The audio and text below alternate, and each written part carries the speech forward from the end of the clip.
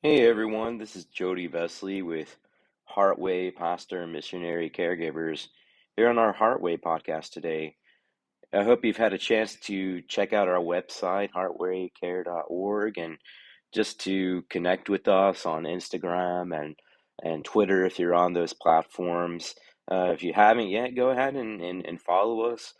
We are trying to be a little bit more public in what we do and what we share and what we say as we've launched this ministry just to continue to share the resources with others that we ourselves have found. Today, we're gonna dive a little bit deeper than last time. Our first podcast is really just an intro to Heartway and what we're doing today. I'm gonna tell you a little bit about my story. Through my journey, I've realized that people won't open up unless you open up to them. And this podcast today, it might be a little raw. So it might be a little open. And my hope and prayer is that I might be able to really connect with someone out there who's listening. It's easy. It isn't easy for me to open up. It isn't easy for me to trust others. I've been betrayed multiple times over and over and again. But I think it is necessary in the field of member care to open up to others. And God has called me to this field, and so that's what we're going to do a little bit today. I'm going to share with you a little bit of my story, and I just didn't with Heartway. I just didn't wake up one day and think, oh, I want to counsel missionaries and pastors and other things for a living. This was a gradual thing that God started laying on my heart 2 to 3 years ago. And I personally thought I would be doing this as a much older man. However, God had a different plan. And get into my story today, when I was in Russia during a deep, long winter, I began to struggle with anger. I can't say it was just at this moment, but it began to be more problematic for my family at that time. Little comments here and there, generally not being a happy person, a little yelling, was the norm for a while, and this was difficult on my family, and of course being difficult, seeing it be difficult on my family was difficult on me too. And me personally, I grew up in a home where we just yelled at each other. That's how we dealt with our emotions. That's how we dealt with our disagreements. And my wife, on the flip side, she grew up in a household where the emotions were uh, were not so expressed in such a raw fashion. And so now we have an additional problem of what we consider normal in our household, right? Because we have the much more expressive, much more emotionally expressive background that I grew up in, and then we have a little bit more of you have those emotions, and that's okay, but you kind of internalize them a little bit more, so you don't express them in an unhealthy manner.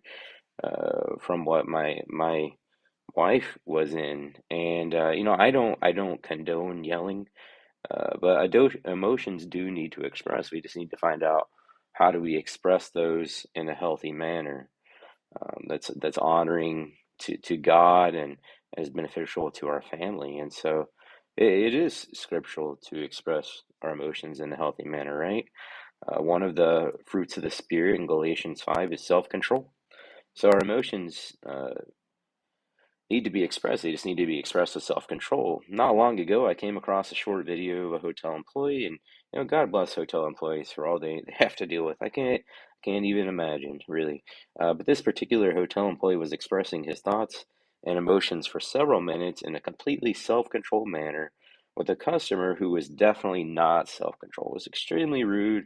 Just uh, would not just give in to this employee at all, was completely thinking they were in the right, and was just yelling and rude and condescending. And I thought, man, this is how the hotel employee responded. That's that's definitely how I want to be, how I wanted to be during that time when I was in Russia, when I was struggling with anger, and it was how I was some of the time, but not enough of the time. And I could definitely relate to the battle between the flesh and the spirit that's evident in Paul's writing in Romans, right? I can honestly still relate to that. Every day is a little bit of a battle, and um, God, when God blesses, I know that Satan is about to fire back with something bad, and usually that's from a Christian, if I'm being quite honest. That's like I said, this is a little bit of a raw post, and it's just part of my journey. And so going on, we need self-control. As Proverbs 16:32 says, we need to be slow to anger. As Proverbs 15:1 says, a soft answer turns away wrath. If we can keep ourselves self-controlled, it helps to keep the whole situation a little bit more controlled. And this all sounds really ideal, right? That's what we hear so much, Just be self-controlled. I mean, it's just do this, just do that. I mean, that's why this is a fruit of the Spirit, self-control. It's not a fruit of ourselves, it's a fruit of the Spirit. And this is where we're going to go a little bit deeper. And I feel like because we haven't been going deeper in our personal lives and in our churches and in general in our society today, we have a lot more problems than we see, really. That might seem impossible with how bad we can see things, but I believe it to be true. Things are actually worse than we're seeing it to be. I believe that sin has infiltrated people and churches, and that we're just turning the other way or aren't looking deep enough to see it or even care and react to it. But does this mean that we should run from the Christians and churches that have sin running rampant in their lives, even though um, even though most people who aren't deep in the situation don't see it? No, that's not what it means. We shouldn't abandon Christians and churches that have the sin running rampant, sin you wouldn't believe, just running rampant all through Christian communities. Shouldn't abandon that, but instead we should embrace it, humbly understanding that we too are part of the church. We're in it together. We're not perfect. They're not imperfect. We shouldn't expect anyone to be perfect. We have sin in our life. They have sin in their life. Even if we don't want to admit the sin in our life, it's there. You may not see it, but it's there, and whether you admit to it or not. So what I mean by going deeper is what I mean is my struggle with anger that I was trying to improve on by reading the Bible, praying, and doing everything that good Christians should do. And it wasn't getting any better. It might be for a day, a week, a month or two, but it was like nothing was getting better. And I want to say this, you don't have to live that way.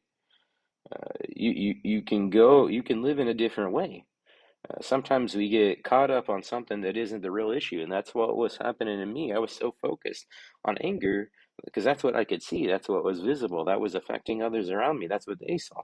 But that wasn't actually my issue at the source. My issue at the source was depression, and I didn't see that.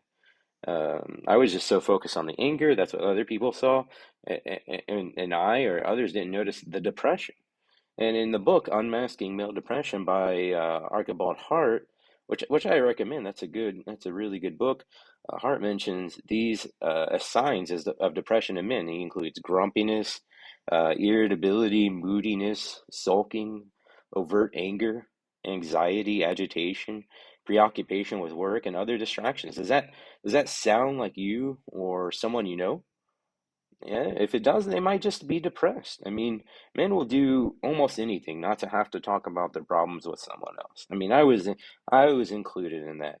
And missionaries and pastors have this amplified because right, we're the people that people go to for problems. Who do we go to for problems? We don't have a lot of times people to go to. Um, Ministers are usually stuck alone to deal with this stuff, stuck alone with God. I mean, I tried counseling myself. I knew a little bit of the techniques. It worked a little, but it was just temporary. And it wasn't until I got some good counsel, and that's a biblical thing to seek wise counsel. It wasn't until I got some good counsel.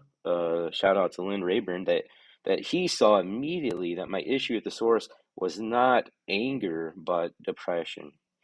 And we usually characterize depression as someone who just doesn't want to be around others and think to ourselves, just get over it, it'll go away eventually. But this thinking can ruin those around you. You might be okay with it, you might get used to it, but they aren't, even if they pretend to be. If you're a wife or a guy struggling with depression, if you're a wife and your husband is struggling with depression, stick with him, but be direct with him. Tell him you aren't okay with how your life is and that you need things to get better. Your husband, he needs to hear this. He needs to hear that you aren't okay with how things are and that they need to get better.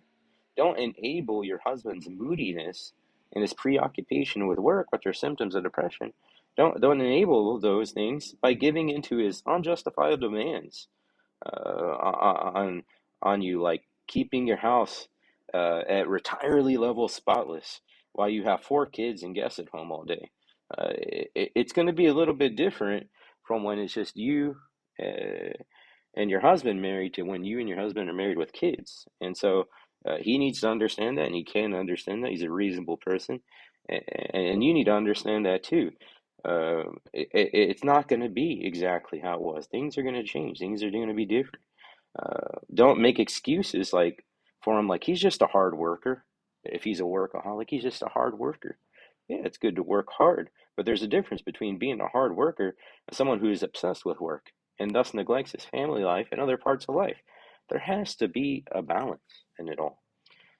Depression is all over the Bible. King David, Solomon struggled with depression. Men like Charles Spurgeon, Abraham Lincoln, Winston Churchill, Martin Luther King all struggled with depression.